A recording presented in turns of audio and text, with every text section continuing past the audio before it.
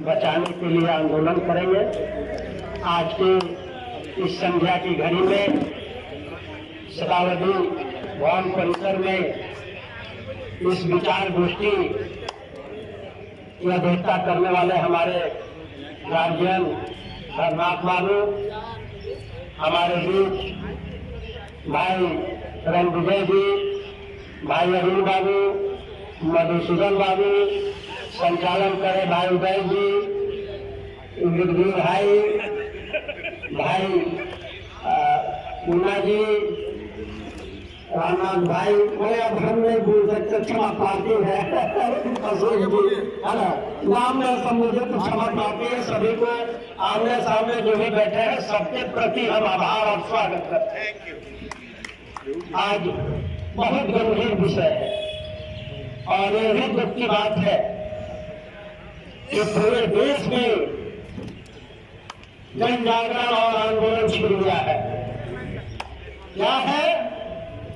देश को आजाद कराने वाले, देश की जनता को सेवा देने वाले, अमन, चैन और शांति स्थापित कराने वाले पूरे देश के अधिवक्ता बंधु आजादी में भी अहम भूमिका निभाया और आज उन्हीं को गुलामी की जंजीरों की तरफ ले जाया जा रहा है।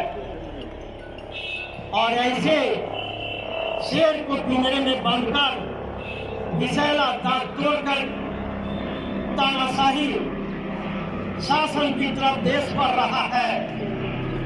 और मैं इतना ही कहूंगा, आज ये बार काउंसिल भवन हमारा मदर बोर्ड है। बार काउंसिल, हाय तेरी यही कहानी, तेरे आंचल में है दूध और आंखों में पानी, ये कर रो रहा है बार काउंसिल। यह हमारे अधिवक्ताओं की दुर्गति को देख करके आंसू बह रहा है। ये केंद्र सरकार से ही केवल नहीं लड़ना है, ये शातिर, छलिया, बहेलिया और बहुरूपिया से भी लड़ाई लड़ना है। जो बार काउंसिल जिस उद्देश्य से इस बार काउंसिल की स्थापना की गई थी कि हमारे अधिवक्ता बंधुओं को भी मान और सम्मान और सुरक्षा के साथ इसकी रक्षा करेंगे, लेकिन अंग्रेज तो चले गए। बहुत जद्दोजहद के बाद, कुर्बानी देने के बाद, हमारे भाइयों के अमर शहीद होने के बाद 7 समुद्र दफना दिया दूर जाकर, लेकिन उनके पीछे भाई जी 2 मिनट हम बहुत लंबा नहीं कीजिएगा भाई जी, मैं आपकी भावना को समझ रहा हूँ, लेकिन उनके पीछे लगू लोग जो देश की आजादी में भी अंग्रेजों के साथ रहते थे, बैकडोर से ये लोग उनके कुछ संतान यहाँ रह गए हैं जिनका देश की आजादी में पसीना और खून नहीं बहा। आज देश की गद्दी पर बैठ करके बार काउंसिल ऑफ इंडिया और बार काउंसिल ऑफ स्टेट में बैठकर हमारे वकीलों भाइयों के ऊपर शोषण और शासन और अत्याचार और ईडी सीडी की तरह डिसिप्लिनरी कमेटी और सस्पेंशन ऑफ शो को पूछा जाता है कि यदि एक आरटीआई से जवाब मांग लीजिएगा तो यह सिर्फ 1961 का एडवोकेट एक्ट को बदलाव की बात नहीं है और केवल केंद्र सरकार तानाशाही की तरफ नहीं जा रहा है, जिसको हम लोगों ने वोट देने का काम किया। स्टेट बार काउंसिल से बार काउंसिल ऑफ इंडिया में बिहार का बेटा को ले जाने का काम किया। ये पूरे देश के वकीलों के मुंह पर काली फुटवाने का काम किया है। आज एक साजिश है। जैसे ही हमारे गार्जियन ने कहा कि पहले ही 1 महीना पहले ड्राफ्ट तैयार हो गया था, क्या इनकी साजिश नहीं है? आपने फर्ज न देखा कि देश में आग लगने वाली है, पूरे देश के वकील रोड पर उतर चुके हैं। 4 दिनों से दिल्ली का वकील भाई लड़ाई में उतरा हुआ है, कहीं इलाहाबाद में, कहीं लखनऊ में, कहीं जहां फैजाबाद में। आप सोशल मीडिया पर देखें, मीडिया आपका नहीं है, जो गोदी मीडिया है उसके पक्ष में है, वह उसका आपका एक भी आवाज नहीं उठाएगा। लेकिन ये साजिश नहीं है तो क्या है? आपने कहा कि हमने फाइल कर दिया है और आप देश के वकील भाई शांत रहिए। आपने कौन सा उस ड्राफ्ट में अपना एडवाइस दिया है कि बार बार आपके लिए मनोज साहब जो आपने एडवाइस लेटर भेजा है, लिख करके संशोधन भेजा है, उसने कहा कि बार काउंसिल का बार बार 5 साल पर पीरियोडिक आपका वेरिफिकेशन होगा। सब नहीं लगती है कि आपने 2014 में लाया था, 14 में हम लोगों ने बोरा का बोरा वेरिफिकेशन फॉर्म चलाया और 15 में आपने लाया 100 रुपया लेकर के लगभग 60,000 हमारे वकीलों का फॉर्म आपने लिया और 100 रुपया लिया, लगभग 22 लाख रुपया आपने खा लिया। 500 रुपया आपने किया था, 100 रुपया ये खा लिया।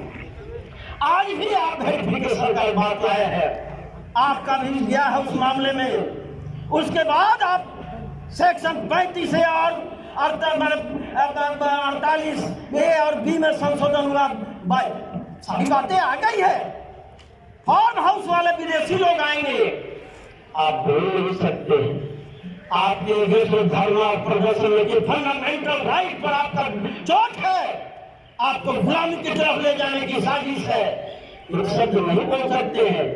आप यदि धरना प्रदर्शन करेंगे, ये लोकतंत्र में अधिकार है, ये नहीं कर सकते हैं। एक क्लाइंट भी आप जानते हैं कि पक्ष और विपक्ष दोनों में वकील जैसा आपके सामने खड़ा होता है। लेकिन यदि आपने किसी कारण आपके बहस में, आप जानते हैं कि हम वकील है तो हरदम हमको जनरल पक्ष में आप जेल ग्रांट होते रहेगा, आपका जेल खारिज भी हो सकता है, आपका केस भी रिजेक्ट हो सकता है और क्लाइंट को उसका देगा। एक कंप्लेंट आपके खिलाफ जाएगा तो आप पर डिसिप्लिनरी प्रोसीडिंग चलेगा और उसमें एक जज हाई कोर्ट का और आपको कई वकील माने 3 वकील रहेंगे और आप पर जब फाइन होगा मिसकंडक्ट का तो मिसकंडक्ट में 50,000 से 3 लाख रुपए का फाइन है। आप भी समर्थन किए हैं, आप चुपचाप अपने स्वार्थ में हमारे देश के वकीलों को जलाने का काम करने का काम कर रहे हैं और साजिश लिखवा देते हैं। क्या हुआ? पेपर में भाई ने हमारे पढ़ा, सारा चीज ऐसा साथी लोग हैं कि पेट्रोल की रात फैला गया, बिल वापस हो गया, बिल वापस हो गया, बिल। मैंने बहुत सारे वकीलों ने पूछा, मैंने कहा प्रमाणित करो, कहाँ नोटिफिकेशन है? ये धूल में आंख में धूल झोंकने का काम कर रहे हो, क्या किया तुमने? वापस हो गया। नहीं, हमारे सर्वे कहा कि लेखा पदाधिकारी कह दिया कि आपको 28 तक एडवाइस देना है, आपका एडवाइस बहुत लोगों का आ गया, बंद करते हैं, बंद करने में डिसीजन लेंगे और जो लोग आ गया हम देख लेंगे, क्योंकि यहाँ बार काउंसिल ऑफ इंडिया के चेयरमैन और केंद्र सरकार की मिली भगत है और हमें गुलामी की जंजीरों में ले जाने का काम करेगा। बहुत सारी बातों को कहना था, आप करोड़ों करोड़ों रुपया, 2.5 लाख रुपया का घोटाला, 2.5 करोड़ रुपया घोटाला कर दिया। मैं पूछना चाहता हूँ कि 4 करोड़ में इलेक्शन कराया, क्या जायज इलेक्शन का वोट मिला, वैसे लोग जीता? और आज आपको बार काउंसिल का मेंबर आप लोग नहीं है, उसके बाद बार काउंसिल ऑफ इंडिया का चेयरमैन है, बार काउंसिल ऑफ स्टेट का चेयरमैन बने हुए हैं। ये कानूनी तौर से है। भाई मैं अंधेरी रात में आज बाबारी है, मैं बहुत कुछ नहीं बोलूंगा। आजाद है वतन, आजाद रहेगा, मत बख्शनी। यह हमारा वकीलों का मान और सम्मान और पुराना हमारा अधिवक्ता एक हमारे साथ रहेगा और जो लोगों ने आज प्रस्ताव लिया गया है उसका प्रति जलाएंगे और हम लोग सभी संगठनों के लोग बैठ करके निर्णय लेंगे कि पटना हाई कोर्ट में यदि हमारा एसोसिएशन हो या कोई भी लोग हो चूड़ी पहन कर बैठ गया है तो हमारे ये अंधेरी रात में, अंधेरे में जो भाई लोग बैठे हुए हैं ये चूड़ी पहन कर नहीं बैठे हुए हैं। ये हम लोगों ने ठीका ले लिया है कि देश में जब तक यह अमेंडमेंट बिल वापस नहीं होगा तब तक हमारा चरमपंथी आंदोलन होगा। कहते हैं कि जब गुलशन में गुलशन को जरूरत पड़ी तो लहू हम वकीलों भाइयों ने दिया, गुलशन को जरूरत पड़ी तो लहू हम भाइयों ने दिया। और चमन में बाहर आई तो आपका पसीना नहीं बहा तो गुलछड़ा उड़ाने का तुमको काम दिया, उठी और मनाली में घूमो और केंद्र सरकार के गलबहिया करके हमारा अमेंडमेंट एक्ट बदल दो, हमारा एक्ट बदल दो।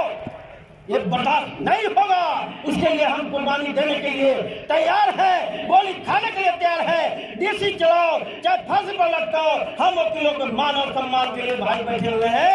ये त्याग और तपस्या का प्रतीक है जो पूरे देश में हमारे भाई जहां आंदोलन और धरना प्रदर्शन करते हैं, पूरे सोशल मीडिया के माध्यम से अब बताने का काम करें कि हम बाहर पटना हाई कोर्ट के वकील और पूरे बिहार के वकील चोरी नहीं पहने हैं। जब जब यह देश में बिहार का अधिवक्ताओं ने निर्णय लिया है, देश का रूप और रेखा बदलने का काम किया है और बार काउंसिल और सेंट्रल गवर्नमेंट का भी रूपरेखा बदल करके और 7 समुद्र दूर अंग्रेजों की तरह दाह संस्कार करने का काम करेंगे और वही अमन चैन बाहर करने का काम करेंगे। जय हिंद, जय भारत।